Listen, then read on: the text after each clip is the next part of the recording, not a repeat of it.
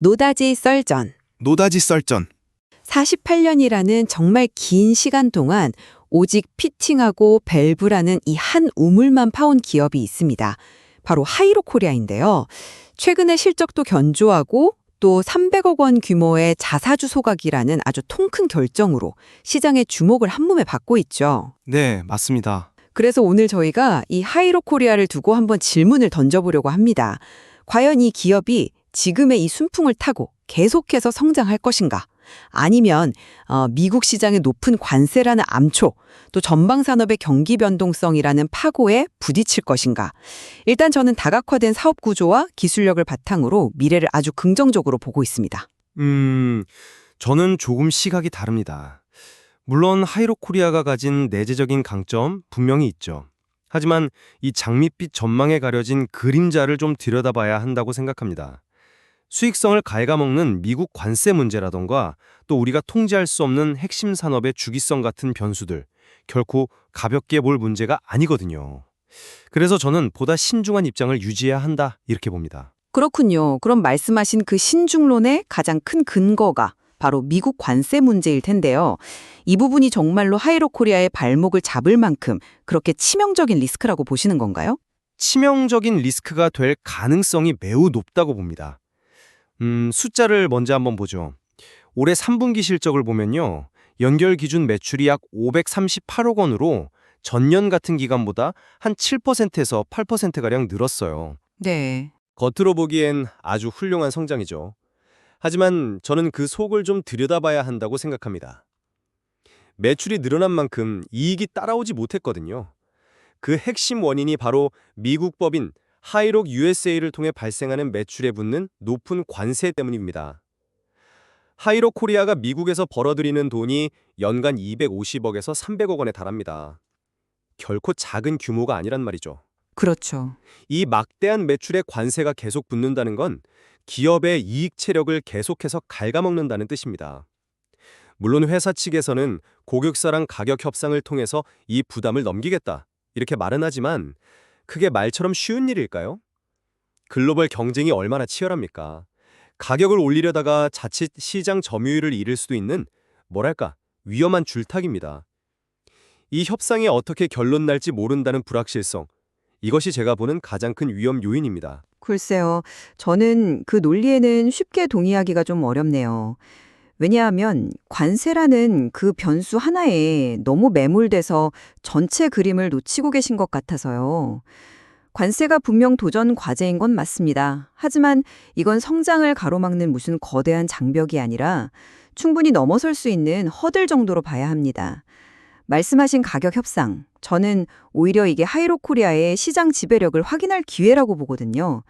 48년간 쌓아온 기술력과 브랜드 신뢰도가 있는데 과연 고객사들이 단순히 몇 퍼센트 가격이 올랐다고 해서 수십 년간 써온 하이로 코리아 제품을 쉽게 다른 걸로 바꿀 수 있을까요?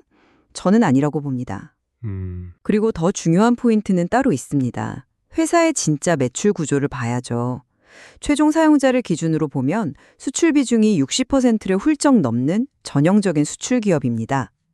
그렇다면 환율의 영향이 절대적이라는 이야기인데 최근 원달러 환율 흐름이 어땠습니까? 굉장히 높은 수준을 유지했죠.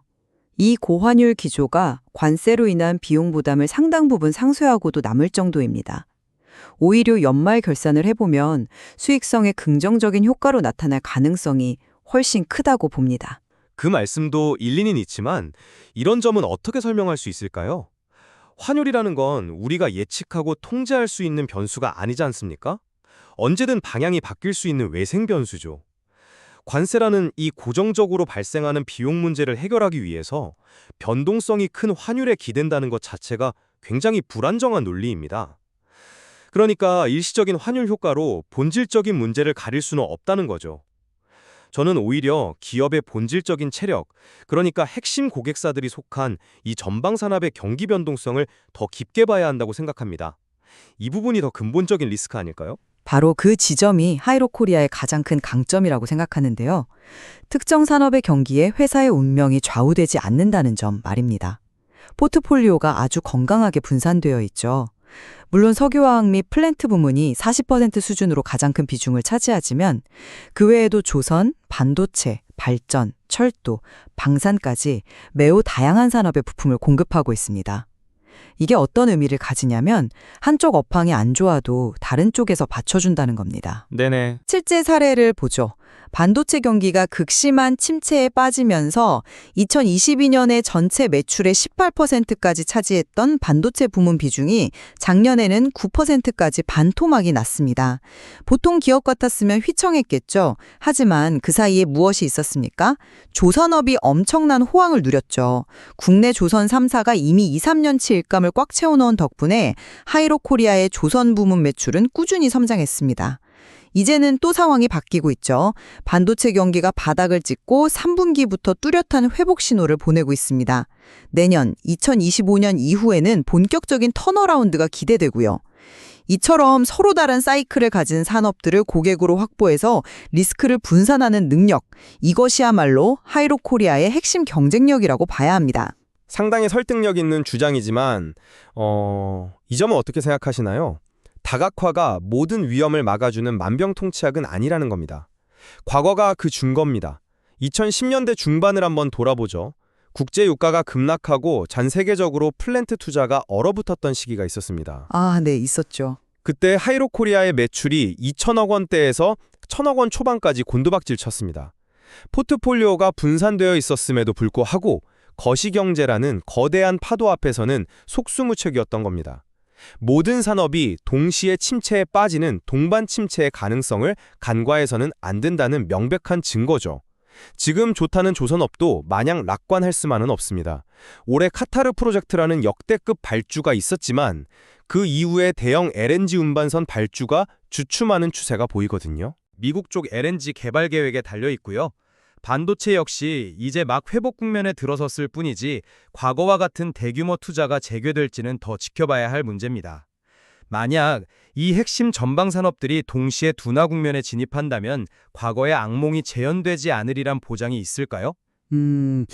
과거의 사례를 현재에 그대로 대입하는 건 다소 무리가 있다고 봅니다. 지금은 그때와 상황이 근본적으로 다르거든요. 미래를 이끌어갈 성장 동력이 훨씬 더 명확하고 강력하기 때문이죠. 올해 연간 매출 성장률 예상치가 연초 목표였던 5%를 훌쩍 뛰어넘어서 8에서 9%에 달할 것으로 보입니다. 이건 단순히 과거에 수주했던 물량을 납품하면서 나오는 숫자가 아닙니다. 새로운 시장이 열리고 있다는 신호탄이죠. 새로운 시장이라면 구체적으로 어떤? 제가 특히 주목하는 것은 바로 FLNG, 즉 부유식 액화천연가스 생산설비 시장입니다. FLNG는 기존에 접근이 불가능했던 깊은 바다에 있는 가스전을 개발하는 말 그대로 게임 체인저죠. 이런 극한의 환경에 들어가는 설비에는 일반적인 밸브와 피팅을 쓸 수가 없어요. 초고압과 영하 160도 이하의 극저온을 견디는 최고 등급의 특수 제품이 필수적이죠. 바로 이 지점이 하이로코리아의 48년 기술력이 빛을 발하는 시장입니다. 진입 장벽이 워낙 높아서 경쟁자도 거의 없고요. 이것이야말로 과거에는 없었던 강력한 신성장 동력입니다. 여기에 300억 원 규모의 자사주 소각을 끝냈고 향후 3년간 배당 성향을 30% 이상으로 유지하겠다는 이 주주가치 최우선 정책은 회사가 스스로의 미래 성장에 얼마나 큰 자신감을 가지고 있는지 보여주는 명백한 증거라고 생각합니다. 그 성장 동력에 대한 자신감은 저도 일부 동의합니다만 현실을 좀 더 냉정하게 볼 필요가 있습니다. 올해의 수주 실적이 연초에 세웠던 목표치에 약간 못 미칠 것으로 예상된다는 점은 분명 우려스러운 신호입니다. 현재의 높은 매출 성장은 말씀하신 대로 과거에 수주한 물량을 납품하면서 발생하는 결과일 뿐이지 새로운 성장 동력이 강력하게 유입되고 있다는 증거로 보기는 어렵습니다. 미래를 보려면 현재의 수주 상황을 봐야 하는데 그 기세가 다소 꺾였다는 점은 분명한 경고등이죠. 하긴 수주 실적은 좀 아쉬운 면이 있죠. 그리고 또 하나, 회사가 미래 먹거리로 강조하는 고부가가치 제품, 그러니까 튜브 피팅과 밸브 등을 결합한 모듈과 패키지 솔루션의 매출 비중이 여전히 전체의 5% 미만에 머물러 있다는 점도 아쉬운 대목입니다. 비전은 훌륭하지만 그 비전이 실제 매출로 연결되는 속도가 너무 더디다는 겁니다. 이는 하이로코리아가 단순 부품 공급사를 넘어서 종합 솔루션 기업으로 도약하기까지는 아직 시간이 더 필요하다는 것을 의미합니다. 견조한 실적이라는 화려한 모습 뒤에 이처럼 성장 속도가 둔화될 수 있다는 위험 신호가 숨어 있다는 점을 직시해야 합니다. 하이로코리아는 반세기에 가까운 업력을 통해 쌓아올린 기술력이라는 단단한 성벽, 또 다양한 산업에 걸쳐 리스크를 분산하는 안정적인 포트폴리오, 그리고 주주 가치를 최우선으로 하는 경영 철학이라는 확고한 기반을 갖추고 있습니다. 미국 관세 같은 외부 변수는 단기적인 어려움일 뿐이고요. 이건 높은 환율과 압도적인 기술력을 바탕으로 한 가격 협상력을 통해 충분히 극복 가능하다고 봅니다. 오히려 반도체 업황의 본격적인 회복과 FLNG라는 새로운 고부가 가치 시장의 개화를 발판 삼아 지속적인 성장을 이어나갈 것으로 확신합니다. 회사가 가진 내재적 강점과 오랜 업력은 저 역시 충분히 인정하는 바입니다. 하지만 수익성에 직접적인 타격을 주는 미국 관세 문제와 핵심 전방 산업의 경기 변동성은 결국 가볍게 볼 수 없는 명백한 리스크입니다. 과거 실적이 증명하듯 외부 환경 변화에 따라 실적이 크게 흔들릴 수 있다는 점을 잊어서는 안 됩니다.